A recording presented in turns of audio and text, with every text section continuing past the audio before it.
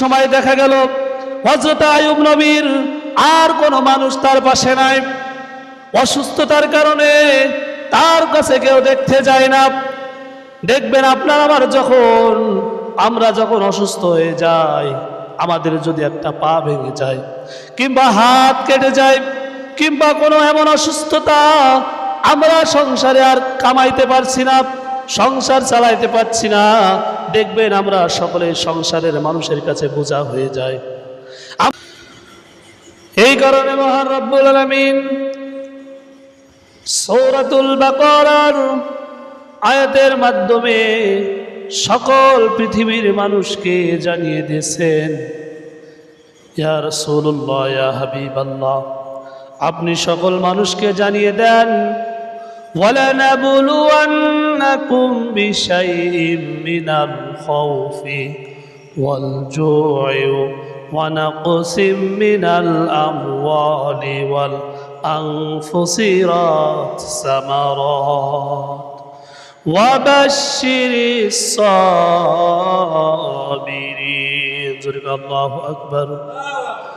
ইয়া রাসূলুল্লাহ, ইয়া হাবিবাল্লাহ, আপনি সকল মানুষকে জানিয়ে দেন, ওয়ালানাবলুওয়ান্নাকুম বিশাইইম মিনাল খাউফি ওয়াল জু', যখন মানুষকে আমি আল্লাহ তাআলা ভালোবাসবো, যখন আমি আল্লাহ তাআলা মানুষকে মহব্বত করব, আমার মহব্বতের বান্দা যে ব্যক্তি হয়ে যাবে, আমি আল্লাহ ওই ব্যক্তিটাকে ভয় দিয়ে, শুধু ভয় নয়, ক্ষুধা দিয়ে, শুধু ক্ষুধা নয়, জেল ফাঁস দিয়ে, এমনকি না খাওয়ায়, এমনকি এত কষ্ট আমি আল্লাহ তাআলা দিব ওই বান্দাটারে, ওই বান্দাটা সহ্য করতে পারবে না, তারপরেও আমি মালিকের কথা স্মরণ রাখবে, আমার মালিক এক সেকেন্ডের জন্য ভুলবে না। জোরে বল সুবহানাল্লাহ। আল্লাহর মহব্বতের বান্দা যারা, আল্লাহর প্রিয় বান্দা যারা, আল্লাহ রব্বুল আমিন ওই বান্দাদেরকে বিভিন্নভাবে পরীক্ষা করবে, বিভিন্ন রোগ ব্যাধি দেবে, বিভিন্নভাবে তাদেরকে ফসল নষ্ট করে আল্লাহ পরীক্ষা করবে, অতি বৃষ্টি দিয়ে আল্লাহ পরীক্ষা করবে, আল্লাহ তাআলা ফসলটা বাড়িয়ে দিয়ে কমিয়ে দিয়ে পরীক্ষা করবে, এমনকি অসুস্থতার ভিতরে এমন অসুস্থতা আল্লাহ তাআলা দিবে যে অসুস্থতার কারণে তার সম্পদাদিগুলো নষ্ট হয়ে যাবে, মানুষের দুয়ারে হাত পাততে হবে, এমনভাবে আল্লাহ বান্দা বান্দীদের পরীক্ষা করবে। ওই বান্দারা যদি ওই পরীক্ষার ভিতরে উত্তীর্ণ হতে পারে, ওই পরীক্ষার ভিতরে যদি সবর করতে পারে, ধৈর্য ধারণ করতে পারে, তাহলে রব্বুল আলামিন বলেন, যদি সবর করতে পারে ওই বান্দাই হবে আমার, ওই বান্দা বান্দিগুলো আমার প্রকৃত বান্দা হয়ে যাবে। জোরে বল সুবহানাল্লাহ। আর আমাদের যদি একটু রোগ ব্যাধি হয়, একটু অসুস্থতার ভিতরে আল্লাহ তাআলা আমাদের যদি রাখে, তাহলে দেখবেন আমরা বলতে থাকি যে যত রোগ, যত অসুস্থতা, যত অভাব আল্লাহ তাআলা সব আমার ওপরেই দিয়েছে। জোরে কান বলি কিনা? আমরা আল্লাহর শুকরিয়া আদায় করি না, কারণ যখন আমাদের সচ্ছলতা আসে তখন আমরা আল্লাহকে ভুলে যাই, আবার যখন একটু অভাব দেখা দেয়, যখন অসুস্থতার ভিতরে আমরা থাকি, তখন আমরা আমাদের মালিককে দায়ী করি যে ওই যে আমাদের পাশে ওই লোকটা নামাজ আদায় করে না, ওই লোকটি আল্লাহকে মানে না, তারপরেও আল্লাহ তাআলা ওই ব্যক্তিটারে কত সম্পদ, কত টাকা, কত সুস্থ ওই ব্যক্তি রয়েছে, আর আমি আল্লাহকে এত ডাকি, এরপরেও আল্লাহ তাআলা যত অভাব আর যত অসুস্থতা আমাকেই দিয়েছে। আমরা এমন মন্তব্য করি কিনা? আমরা এমন মন্তব্য করতে থাকি, কিন্তু আল্লাহ বলতেছেন, ওয়ালানাবলুওয়ান্নাকুম বিশাইইম মিনাল খাউফ, আমার প্রকৃত বান্দা বান্দি যারা হবে, আমার মহব্বত আমি যে বান্দা বান্দিকে করব বেশি, ওই বান্দা বান্দিকে পরীক্ষাও করব তত। জোরে কান সুবহানাল্লাহ। তাহলে আল্লাহ যে বান্দা বান্দিকে বেশি ভালোবাসবে, পরীক্ষাও তাদের উপরে বেশি আসবে। এই জন্য আল্লাহ তাআলার পক্ষ থেকে 2,24,000 পয়গম্বর আল্লাহ রাব্বুল আলামিন এই পৃথিবীর জমিনে পাঠিয়েছেন। প্রত্যেক নবীকে আল্লাহ তাআলা পরীক্ষা করেছেন। জোরে কোন কথা ঠিক কিনা? প্রত্যেক নবীকে আল্লাহ তাআলা পরীক্ষা করেছে। এমন কোন পৃথিবীর জমিনে নবী আসে নাই যে নবীকে আল্লাহ রাব্বুল আলামিন পরীক্ষা করে নাই। এমনকি আপনার আমার নবী বিশ্ব নবী জনাবে মুহাম্মদুর রাসূলুল্লাহ সাল্লাল্লাহু আলাইহি সাল্লামকে 3 বছর পর্যন্ত শিয়াবে আবু তালেবের ভিতরে বন্দী করে রেখেছে। আল্লাহর নবীকে একটু খেতেও দেয় নাই, একটু পানিও দেয় নাই। আল্লাহর নবী ক্ষুধার যন্ত্রণায় জেলের ভিতরে আল্লাহর নবী এত ক্ষুধা লেগেছে। আল্লাহর নবী বলেন, আমি গাছের পাতা খেয়ে খেয়ে আমার জীবিকা নির্বাহ করেছি। ওই কাফের মুশরিকরা এত কষ্ট আমাকে দিয়েছে, একটু খাবার আমার মুখে তারা দেয় নাই। এত কষ্ট দিয়েছে আল্লাহ তাআলা তার পয়গম্বরদেরকে। আল্লাহ তাআলা যুগে যুগে যত নবীকে পৃথিবীর জমিনে পাঠিয়েছেন, সকল নবীকে আল্লাহ তাআলা বিভিন্নভাবে পরীক্ষা করেছে। শুধু তাই নয়, আল্লাহর যারা প্রকৃত বান্দা হয়েছে, যারা ওলি হয়েছে, সাহাবা আজমাইন, তাদেরকেও আল্লাহ তাআলা যুগে যুগে বিভিন্নভাবে তাদেরকে আল্লাহ তাআলা পরীক্ষা করেছে। আর এই পরীক্ষায় যারা উত্তীর্ণ হতে পেরেছে, এই পরীক্ষায় যারা পাশ করতে পেরেছে, আল্লাহর তারা প্রকৃত বান্দা বান্দিতে পরিণত হয়েছে। আল্লাহ তাদের জন্য জান্নাত রেডি করে রেখেছে। সুবহানাল্লাহ। এই দুনিয়াটা আমাদের জন্য বসবাসের জায়গা নয়। এই দুনিয়াটা আপনার আমার জন্য ক্ষণস্থায়ী জিন্দেগি নয়। এটা হচ্ছে ক্ষণস্থায়ী জিন্দেগি, চিরস্থায়ী জিন্দেগি নয়। চিরস্থায়ী জিন্দেগি হচ্ছে আপনার আমার জন্য ওই পরকাল। ওই পরকালে যদি আপনাকে আমাকে উত্তীর্ণ হতে হয়, যদি পাশ করতে হয়, আল্লাহর নবী বলেন, আদ-দুনিয়া মাযাতুল আখিরাহ। এই দুনিয়াটা হচ্ছে ওই আখিরাতের ক্ষেত। আর এই ক্ষেতে যদি আপনি, আমরা উভয় সকলেই যদি আমাদের ঈমানটারে ফলাতে পারি, আমাদের কষ্টটাকে আল্লাহর জন্য বিলাতে পারি। এই যে ফজরের সময় কত কষ্ট, ঠান্ডার সময়, ওই ঠান্ডার সময় যে বান্দা বান্দিগুলো ঠান্ডা পানি দিয়ে উজু করবে, ধৈর্য ধারণ করবে, কষ্টগুলোকে তারা তাদের হৃদয়ের ভিতরে চাপা দিয়ে ওই ঠান্ডার ভিতরে উজু করে আল্লাহর রাজ খুশির জন্য যারা নামাজে দাঁড়িয়ে যাবে, আল্লাহ বলতেছেন ওই বান্দা বান্দিগুলো আমার জান্নাতে প্রবেশ করবে। জোরে বল সুবহানাল্লাহ। তাহাজ্জুদের নামাজের বেলায় যে ব্যক্তি কষ্ট করে, কষ্ট সহ্য করে তাহাজ্জুদের নামাজে উঠবে আর মালিকের কাছে দুহাত তুলে তার গুনার জন্য তওবা করবে, গুনার জন্য আল্লাহর কাছে কাঁদবে, আল্লাহ বলবেন, ফেরেশতারা তাকিয়ে দেখো, ওই বান্দা বান্দিরা দুনিয়ার কোনো মানুষকে মহাব্বত করে নাই, দুনিয়ার কোনো মানুষকে দেখানোর জন্য নয়, একমাত্র এই কষ্টটা স্বীকার করলো আমি মালিকের ভালোবাসা পাওয়ার জন্য, আমি মালিকের কাছে ক্ষমা পাওয়ার জন্য। তোমরা সাক্ষী থাকো, তোমরা সাক্ষী থাকো, ওই বান্দা বান্দিদেরকে আমি আল্লাহ রাব্বুল আলামিন মাফ করে দিলাম। সুবহানাল্লাহ। এইভাবে যুগে যুগে যত আল্লাহর ওলি পৃথিবীতে এসেছে, যত নবীরা পৃথিবীতে এসেছে, সকলে কিন্তু দুনিয়ায় কষ্টই করেছে, কেউ শান্তি করার জন্য আসে নাই। আপনি আমি আজকে কোন দুনিয়ার মোহে পড়ে আছি, আমরা আজকে কোন দুনিয়ার পিছনে আমরা পড়ে আছি। আমরা একখান গাড়ি থাকলে আর একখান গাড়ি কেনার জন্য ব্যস্ত, একতলা থাকলে দোতলা দেওয়ার জন্য ব্যস্ত, 1 বিঘে সম্পত্তি তাদের আছে, 2 বিঘে সম্পত্তি করার জন্য ব্যস্ত। কথা বলেন ঠিক কিনা? আমরা আমরা দুনিয়াটার এমন ভাবে ধরেছি, মনে হচ্ছে দুনিয়া থেকে আমাদের কোনোদিন বিদায় নেওয়া লাগবে না, দুনিয়া থেকে মনে হয় যাওয়া লাগবে না। কিন্তু না, এই দুনিয়ার জিন্দেগি ছেড়ে পরকালের জিন্দেগিতে প্রত্যেককে যেতে হবে। কথা বলেন ঠিক কিনা? আর এই দুনিয়ার জিন্দিগিটা ক্ষণস্থায়ী জিন্দিগি। এই জিন্দিগিতে যদি আপনি আমি পরীক্ষা না দিই, আপনি আমি যদি আল্লাহর যে দেওয়া কষ্ট, এই কষ্টগুলো সহ্য করতে না পারি, আল্লাহর ইবাদত বন্দেগী যদি না করতে পারি, আল্লাহ রাব্বুল আলামিনের ডাকে যদি সাড়া দিয়ে এমনভাবে 5 ওয়াক্ত নামাজে হাজির না হতে পারি, হালাল হারাম বেছে না চলতে পারি, আপনার আমার জন্য আল্লাহ তাআলা পীড়াদায়ক শাস্তির ব্যবস্থা করেছে। কথা বলেন ঠিক কিনা? হযরত আইয়ুব আলাইহিস সালাতু ওয়াস সালাম আল্লাহর একজন পয়গম্বর, আল্লাহর পয়গম্বর আইয়ুব, তিনি এত ধনী ব্যক্তি ছিল, এত সম্পদাধিকার ছিল, কিতাবের ভিতরে এসেছে তার এত সন্তান ছিল, তার স্ত্রীও এমন ছিল, তার জমি জায়গাও কম ছিল না, তার প্রাসাদ ছিল অনেক বড়।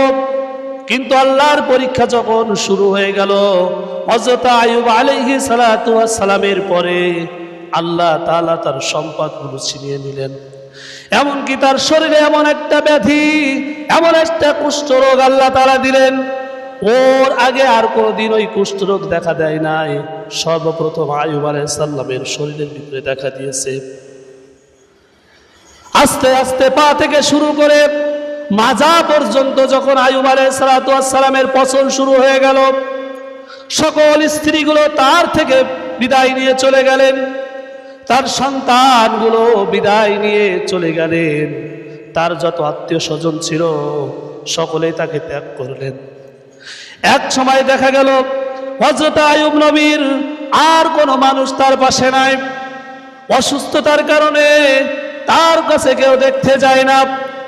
দেখবেন আপনার আমার আমরা যখন অসুস্থ হয়ে যাই, আমাদের যদি একটা পা ভেঙে যায় কিংবা হাত কেটে যায় কিংবা কোনো এমন অসুস্থতা, আমরা সংসারে আর কামাইতে পারছি না, সংসার চালাইতে পারছি না, দেখবেন আমরা সকলে সংসারের মানুষের কাছে বোঝা হয়ে যায়, আমরা তাদের কাছে অবহেলিত হয়ে যাই। এটা আসলে বাস্তবতা, এটা অস্বীকার করার কিছু নয়। আইয়ুব নবী তিনি যখন সংসারের অচল একজন মানুষ হয়ে গেলেন, শুধু তাই নয়, তারা যাকে এত সম্মান করত, তার এলাকার মানুষ তাকে বড় মহব্বত করত, কিন্তু এই অসুস্থতার কারণে এমন রোগ তার দেখা দিয়েছে, এমন পচন শুরু হয়ে গেছে, এলাকার মানুষ টিকতে পারে না। এলাকার মানুষ একদিন এসে বলতেছেন, ও আইয়ুব, তুমি যদি তোমার এলাকায় থাকো, আমরা আর কেউ এলাকায় থাকবো না, আমরা এলাকা ছেড়ে অন্য এলাকায় চলে যাব, অথবা তুমি থাকবে অথবা আমরা থাকবো। কিন্তু আল্লাহর নবী আইয়ুব আলাইহিস সালাতু ওয়াস সালাম তিনি বললেন, না না ভাইরা, তোমরা কেন এলাকা ছেড়ে চলে যাবে? কারণ আমি তো অসুস্থ মানুষ, আমার শরীর দিয়ে গন্ধ শুরু হয়ে গেছে, আমি এলাকা ছেড়ে চলে যাব। ওনাকে এলাকায় রেখে আসা হলো ওই জঙ্গলের ভিতরে, এমন জঙ্গলের ভিতরে, সেখানে কোনো মানুষের কোনো বসবাস নাই, সেখানে কোনো মানুষের চলাচল নাই। তার আর একজন স্ত্রী শুধু ছেড়ে যায় না, রহিমা। ইনি এমন মহিলা ছিলেন যিনি স্বামীকে এত বেশি খেদমত করতেন। কিতাবের ভিতরে এসেছে, মুজাহিদ আলাইহিস সালাতু ওয়াস সালাম তিনি কিতাবের ভিতরে লিখেছেন, তার সন্তানগুলো যখন ত্যাগ করে দিলেন, স্বজনরা যখন তাকে ত্যাগ করে দিলেন, শুধু এই বিবি রহিমা তার সঙ্গী হিসাবে ওই জঙ্গলের ভিতরে গেলেন, তিনি তাকে দেখাশোনা করতে লাগলেন। আল্লাহর কাছে তিনি দুহাত তুলে কান্না করে আর বলে, আল্লাহ, তুমি আমাকে অসুস্থতা দিয়েছো পরীক্ষার জন্য, আমি নবী জানি আমি এতে খুশি নয়। এমনভাবে একদিন দুই দিন নয়, 18টি বছর আল্লাহ তাআলা তাকে পরীক্ষা করেছেন। জোরে বলেন সুবহানাল্লাহ। কত বছর? 18 বছর আল্লাহ তাআলা তাকে পরীক্ষা করেছেন। এমন দীর্ঘ সময় আল্লাহ তাআলা কোনো নবীকে এত পরীক্ষা করে নাই, কোনো মুমিনকে আল্লাহ তাআলা এত দীর্ঘ সময় তাদেরকে পরীক্ষা করে নাই। হযরত আইয়ুব আলাইহিস সালাতু ওয়াস সালামকে আল্লাহ তাআলা যত দীর্ঘ সময় পরীক্ষা করেছেন, চিল্লায়ে এখন সুবহানাল্লাহ। হযরত আইয়ুব আলাইহিস সালাতু ওয়াস সালামের কাছে তার দুটি ভাই দেখা করতে যেত, তার ভাইরা বলা বলি করতেছে, এলাকার মানুষ বলা বলি করতেছে, আয়ুব মনে হয় এমন কোনো অপকর্ম করেছে, এমন কোনো পাপ করেছে, এই কারণে তার মালিক রব্বুল আলামিন তারপরে খুশি হয়ে গেছে। এই কারণে আয়ুবের শরীরটা আল্লাহ তাআলা পছন্দ ধরিয়ে দিয়েছে। জোরে কান নাউজুবিল্লাহ। হযরত আয়ুব আলাইহিস সালাতু ওয়াস সালামের কানে এই কথা গেল, তার ভাইরা হাজির। আল্লাহ রব্বুল আলামিন সাথে সাথে জিবরিল আমিনকে পাঠিয়ে দিয়ে ওই দুই ভাইকে বললেন, না না, আয়ুব কোনো অপরাধী নয়, আয়ুব কোনো পাপী নয়। আমি আল্লাহ রব্বুল আলামিন তাকে পরীক্ষা করার জন্য আমি যত যুগে যুগে নবী রাসূলকে পাঠিয়েছি সকলকে আমি আল্লাহ পরীক্ষা করেছি। যুগে যুগে যে আমি মালিকের যারা দাসত্ব করেছে, আমি মালিকের যারা প্রিয় বাজব ব্যক্তি হয়েছে, আমি যুগে যুগে আল্লাহ রব্বুল আলামিন ওই সমস্ত ব্যক্তিদেরকে পরীক্ষা করেছে। সুবহানাল্লাহ। হযরত আয়ুব আলাইহিস সালাতু ওয়াস সালাম এই কথা শুনে একটু মনে শান্তি পেলেন। তিনি রব্বুল আলামিনের কাছে কাঁদলেন আর বললেন, আল্লাহ তুমি আমাকে অসুস্থতা আরো দাও, আমি তাতে অখুশি নয়, আমি তাতে অখুশি নয়, কিন্তু মালিক তুমি আমাকে ইবাদত করার মতো শক্তিটা দিও, যেন আমি ঠোঁট নেড়ে নেড়ে আপনার জিকির করতে পারি। সুবহানাল্লাহ। তারা আল্লাহকে কত বেশি মহাব্বত করেছে, আল্লাহকে কত ভালোবেসেছে। এমনকি 18 বছর পরে হযরত জিবরিল আমিন এসে হাজির। জিবরিল আমিন এসে বলতেছেন, আল্লাহ সহ্য করতে পারতেছে না, কারণ আপনি যে কান্না শুরু করে দিয়েছেন। তখন আয়ুব আলাইহিস সালাতু ওয়াস সালাম বলতেছেন, আমি তো এতদিন কোনো কান্না করি নাই, কারণ আল্লাহ পাক আমার সমস্ত শরীরের মাংসগুলো পোকা দ্বারা খাওয়ায়ে খাওয়ায়ে সব শেষ করে দিয়েছে। আমি কোনোদিন আল্লাহর পরে খুশি হই নাই, কিন্তু আমি আল্লাহর কাছে এই কারণে কান্না করতেছি, রব্বুল আলামিন আপনি আমার সব কিছু ধ্বংস করে দেন, কিন্তু আমার জিহ্বাটা আপনি জারি রেখে দেন, আমার জিহ্বাটা একটু ভালো রেখে দেন, যেন আমি এই জিহ্বাটা দিয়ে আপনি মালিকের প্রশংসা করতে পারি, আপনি মালিকের জিকির করতে পারি। কিন্তু যখন আমার জিহ্বাটায় পোকা চলে এসেছে, আমি আয়ুব চিন্তা করলাম আমার জিহ্বাটাও যদি পোকায় খেয়ে ফেলে, তাহলে আমি মালিকের কিভাবে ইবাদত বন্দেগী করব, আমার মালিককে কিভাবে ডাকবো। এই কারণে আমি কান্না শুরু করে দিয়েছি। এই কারণে আমি আল্লাহকে বলেছি, আল্লাহ তুমি আমার জিহ্বাটারে একটু সুস্থ রেখে দাও। জোরে বল সুবহানাল্লাহ। তারা আল্লাহকে কত বেশি ভালোবেসেছে, আল্লাহকে তারা কত মহাব্বত করেছে, কত পরীক্ষা তারা দিয়েছে। এইবার আল্লাহ তাআলা জিবরাইল আমিনকে দিয়ে আয়াতে কারিমা নাজিল করে আল্লাহ তাআলা বললেন, উরকুদ বিরিজালিকা হাযা মুকতাসিলুন বারিদু ওয়া শারাব। আল্লাহু আকবার। আল্লাহ রাব্বুল আলামিনের কাছ থেকে জিবরিল আমিন এসে হাজির। জিবরাইল আমিন এসে বলতেছেন, আর তোমার কোনো চিন্তা করার কারণ নেই, আল্লাহ রাব্বুল আলামিন আমাকে আপনার কাছে পাঠিয়েছেন। আপনি আয়ুব নবী, আপনি একটা কাজ করুন, উরকুদ বিরিজালিকা হাযা মুকতাসিলুন, আপনার যে পাটা রয়েছে এই পাটা দিয়ে জমিনে আপনি আঘাত করুন, আর আঘাত করার সঙ্গে সঙ্গে একটা নহর হয়ে যাবে, একটা পুকুর হয়ে যাবে। ওই পুকুরে আপনি গোসল করবেন। ওই গোসল করার সঙ্গে সঙ্গে আল্লাহ রাব্বুল আলামিন আপনার শরীরের সকল রোগ ব্যাধিগুলো সুস্থ করে আপনাকে আবার আগের মতো সুস্থতা দান করবে। জোরে বলেন সুবহানাল্লাহ। হযরত আয়ুব আলাইহিস সালাতু ওয়াস সালাম সুস্থ হয়ে গেলেন। তার স্ত্রী এসে হাজির। তার স্ত্রী বলতেছেন, আপনি আবার কে? আপনাকে তো চিনতে পারছি না। তখন বলতেছেন, আল্লাহ রাব্বুল আলামিন আমাকে সুস্থ করে দিয়েছেন। আমি সে আয়ুব, আমি আল্লাহর পরীক্ষায় উত্তীর্ণ হয়েছি, আমি আল্লাহর পরীক্ষায় পাশ করেছি। এই কারণে আল্লাহ তাআলা সকল রোগ আমার থেকে দূর করে দিয়েছে। সুবহানাল্লাহ। এমনভাবে আল্লাহ তাআলা যুগে যুগে ধাপে ধাপে আল্লাহ তাআলা নবীদেরকে পরীক্ষা করেছেন। কথা বলেন ঠিক কিনা? হযরত ইব্রাহিম আলাইহিস সালাতু ওয়াস সালাম আল্লাহর একজন অত্যন্ত প্রিয়ভাজন ব্যক্তি আমাদের, যিনি আদি পিতা ছিলেন হযরতে আদম হযরতে ইব্রাহিম আলাইহিস সালাতু ওয়াস সালাম। নমরুদ যখন বিশাল অগ্নিকুণ্ড পরিচালিত করলেন, পরিচালিত করে বললেন, আজকে ইব্রাহিম তোমাকে এখানে পুড়িয়ে ফেলা হবে, তোমাকে ভস্মীভূত করে দেওয়া হবে, কিন্তু তুমি যদি তোমার দ্বীনের দাওয়াত দেওয়া বন্ধ করতে পারো, যদি তুমি আল্লাহকে অস্বীকার করতে পারো, তাহলে তোমাকে মাফ করে দেওয়া হবে, সাধারণ ক্ষমা ঘোষণা করে দেওয়া হবে। কিন্তু ইব্রাহিম নবী বললেন যে আল্লাহর ইবাদত আমি করি, আমার জীবন চলে যাবে, তারপরেও আমি আল্লাহর ইবাদত থেকে পিছপা হব না। সুবহানাল্লাহ। নমরুদের রাগ হয়ে গেল। নমরুদ ওই আগুনের ভিতরে ইব্রাহিম আলাইহিস সালামকে ফেলে দিলেন। একদিন নয়, 2 দিন নয়, 40 দিন পর্যন্ত ওই আগুনের ভিতরে ইব্রাহিম নবীকে আল্লাহ তাআলা রাখলেন। আল্লাহ তাআলা আগুনকে অর্ডার দিলেন, কুল নারু ইয়াকুনি বারদাও ওয়া সালামান আলা ইব্রাহিম। আল্লাহু আকবার। হে আগুন, খবরদার খবরদার, আমার ইব্রাহিমকে যেন কষ্ট দিবা না। কুল নারু ইয়াকুনি বারদাও ওয়া সালামান আলা ইব্রাহিম। হে আগুন, তুমি আমার ইব্রাহিমের জন্য শীতল হয়ে যাও, এমন শীতল যেন হয় না আমার ইব্রাহিমের কষ্ট হবে, এমন গরম হয় না যেন ইব্রাহিমের কষ্ট হবে।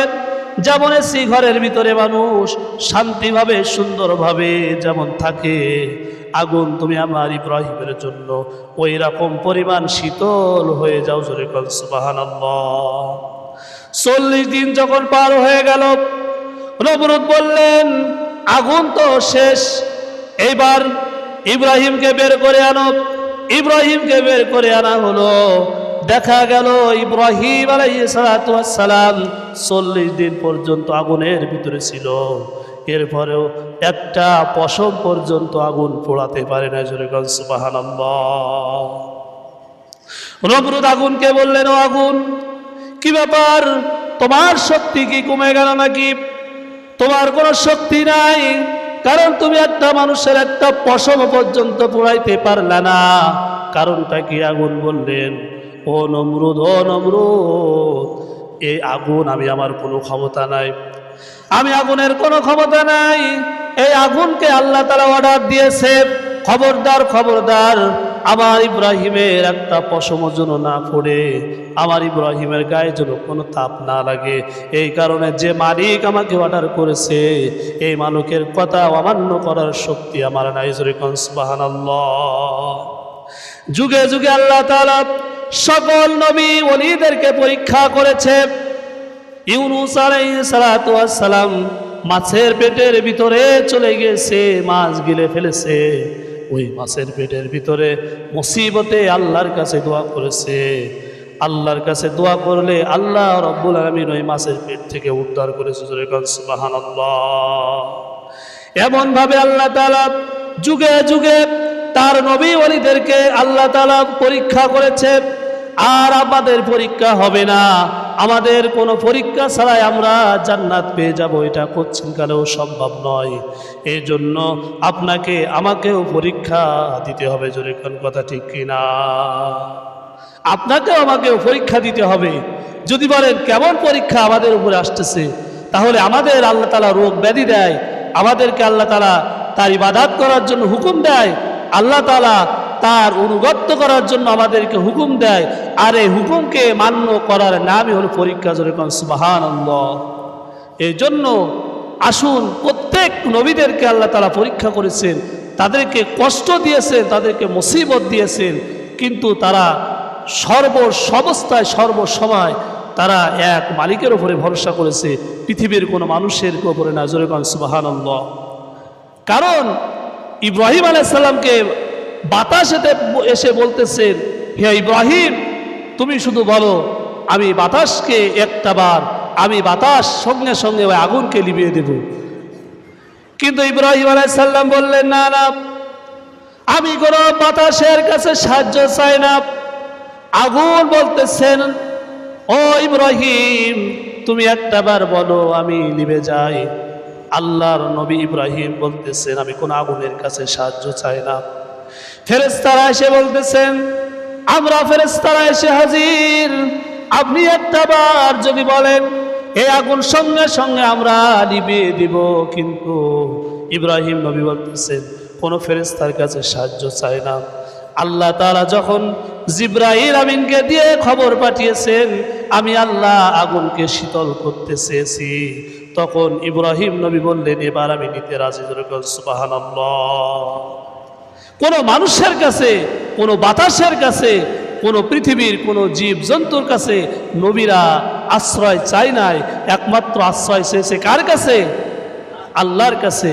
আর আমরা আজকে কেমন মুসলমান, আমরা আজকে কেমন মুমিন, আমরা মানুষের কাছে চাই কিন্তু আল্লাহর কাছে চাই না। আমরা আল্লাহর কাছে চাই না, এই জন্য আজকে আমাদের এই পরিণতি, আমাদের ধুকে ধুকে মার খাতে হয়, আমাদের ধুকে ধুকে আমাদের এই অবস্থা হয়, শুধুমাত্র আমরা আল্লাহর কাছে আশ্রয় চাই না এই কারণে। কারণ যুদ্ধের সময় হাজার হাজার সৈনিক, হাজার হাজার কাফেরদেরকে আল্লাহ তাআলা পরাস্ত করেছে তার সাহায্যের মাধ্যমে। জোরে কোন কথা ঠিক কিনা?